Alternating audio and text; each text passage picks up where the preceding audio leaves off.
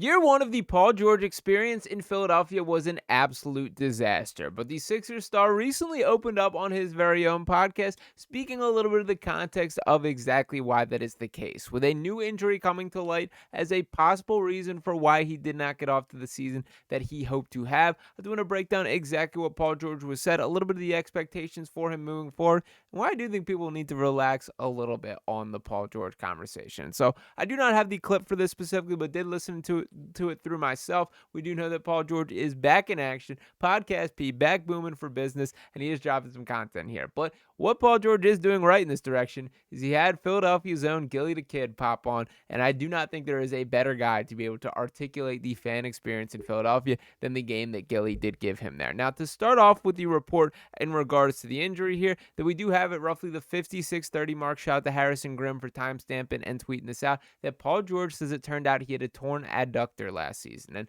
to give a little bit of the ins and out of this is in your groin. It has to do with kind of the opening and closing of your legs. I will say I've had this injury from when my playing soccer days, and wasn't fun. Certainly didn't enjoy it. It wasn't anything that kept me out for a super long-term time, but when Googling around a little bit on this situation, there are varying degrees. Now, we kind of know the state of Paul George's shutdown having a lot to do with the motivation not to win for the Sixers team. That was the final stretch of the season, and as a reward for that, we get to get fired up about the third overall pick, which hopefully can help this Sixers team get back on track next year. But it was a lot that Paul George dealt with from a physical and mental standpoint last year. From the physical standpoint, which is most important to this conversation here, that he did have the 2 bone bruises in his knee at the beginning of the season that really prevented him from ever finding his stride. And beyond just having a flow, as Paul George is very clearly a rhythm player, a guy that needs to kind of get his touches, get in the flow of the game, and sort of feel the game of basketball. It's something that I think a lot of players are like, and Paul certainly falls under that umbrella there.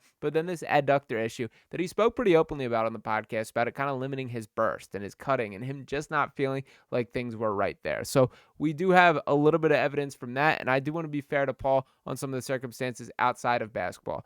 Moving across country from the West Coast to the East Coast, it does weigh on you. There's a lot going on with his family still being based in California as these fires were ravaging all around, right in his home neighborhood there. And in addition to some of the other family issues that he kind of alluded to in this podcast as well. Now, I understand that the bottom line is he will be judged on what he does on the court, and that is what matters most. To lay that out exactly last year, there is no way around it being underwhelming. 16.2 points per game, 5.3 rebounds, 4.3 assists, shot 43.0% from the floor, 35.8% from three, just 27.7% from the corner. That Paul George on open three-point shots shot just above 20% last year. That's just not the Paul George that has been known in over a decade of NBA basketball here. Now, again, to be fair to the dude, he was brought here to be Robin. That this was all built around the premise of Joel Embiid at least being close to the MVP version of himself, and we got nothing like that. Obviously, injuries stole the season from Embiid, and that is the biggest X factor for what the outlook is moving from here. But nonetheless, for the conversations about trading Paul George, which we continue to get more and more of, Evan Sidery tweeting this out here saying rival teams are expecting the Sixers to potentially be active in trade talks around the number 3 pick and utilizing Paul George's max contract per Draft Express, and of course Kevin Durant and Lauri Markkanen, 2 names that popped up that I dropped a video on as of last night. You can check that one out as well. But my full just kind of thought process here is that you're going to have to pay to get off this contract. That it's going to cost additional things to move Paul George. The number 3 pick being leveraged is a clear example in that tweet there. For how I look at this, I just don't see that as worth it to this point. That there's going to be a more marketable version of Paul George, I think, this time next year if you still want to trade him. And there's still a world where the pieces all come together and this fits as an actual team. If Joel Embiid can give us 50 regular season games and look close to the guy that we've seen win MVPs and look like the best player in the NBA for stretches. If Tyrese Maxey can get back on track for some more consistent positive performances. If Jared McCain can pick up where he left off, and we utilize this 3rd pick to add another impact player here. Now, when speaking about a lot of this, it is very clear that Paul George, it weighed on him this season, that he talked a lot about. He obviously put the podcast to the side for a little bit. And I do want to highlight what Gilly the King said to him directly here. It goes by either there. And Gilly popped on, shout out to him for $1 million worth of game. Awesome podcast, worth a listen there. And he said, and Gilly saying to Paul here, quote, or this actually is Paul coming back at Gilly saying, quote, "The Philly fans can be rough. I'm cool with it. At the end of the day, it's an expectation they hold. I respect it. I'm not one to shy away from that. I want the heat. I want that pressure. And that is one thing that sort of impressed me about Paul George dating back to last offseason, as this has been a message that he's consistently said. Now, I understand that you make your life a lot easier by stating things this way, that you certainly don't want to rub the fan base the wrong way more than has already occurred and make life worse. But I do think that there is a little bit of truth to him wanting a little bit of the heat here. That when you think about Paul George's career, that it's sort of since his early Indiana days that he has been put to the side to an extent. That with all due respect to the Clippers, they're not the Lakers out there in Los Angeles. That he was in Oklahoma City, but not during the stretch where they were the real deal contenders, just clinging on to the end of the Russell Westbrook era before that fully broke up following the Kevin Durant trade. And then like Indiana, he was that dude for a stretch, but it's still the Indiana Pacers, and like that was the LeBron James era. That it was tough to look at any other team outside of the Miami Heat, LeBron James led team, as real deal contenders during that stretch here.